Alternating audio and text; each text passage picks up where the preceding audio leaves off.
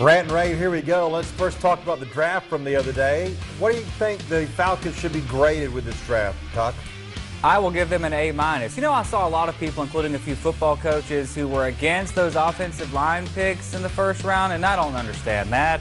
They say the fans want an offensive lineman. No, they needed offensive linemen. The team starts with the offensive line. So first round, I go A+, and I know that's going to kind of a polarizing grade, but overall A-. I'll go B- only because I think they reached on those offensive linemen just a little bit. Maybe, yeah, but maybe. I'm with you. Look, I don't want to contradict myself. I am one of the loudest ones saying that they should have spent more time with the line of scrimmage the last couple of years to protect their big-time quarterback who makes a fortune.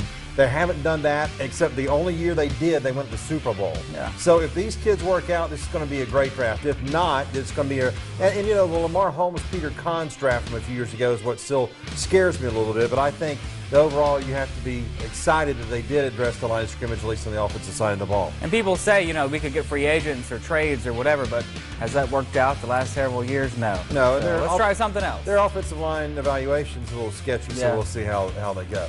All right, speaking of grades, let's hand out a grade for the Braves' first month. It's now May, of course. What they do in the first month? Well, they're around 500. You know, I'm going to give them a C.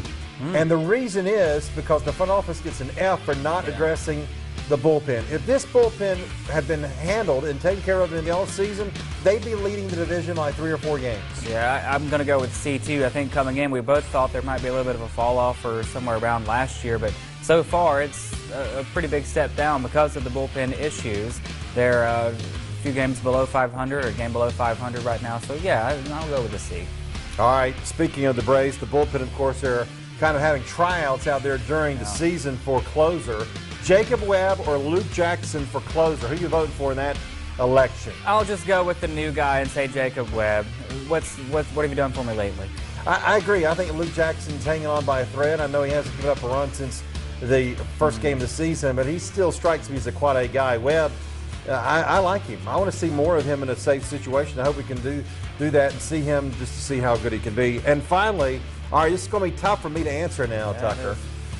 Max Fried or Mike Soroka for best young starting pitcher? Oh, if I got to pick one of them. Have to pick one. I guess I'll take Maxie. All right, well, I'll go Mikey then. Okay. It's a tough pick. I mean, tough. they're two. It's a good problem to have. They're both really solid, and the stats are very similar. But I mean, the innings pitched are a little different, but overall, it's about the same. They're both really good. It's the core of the Braves rotation for years to come. Let's hope their success will continue. And if they continue to do that, the Braves have a chance to at least have a better summer as long as the bullpen doesn't mess it up. There's Rant and Rave for this week.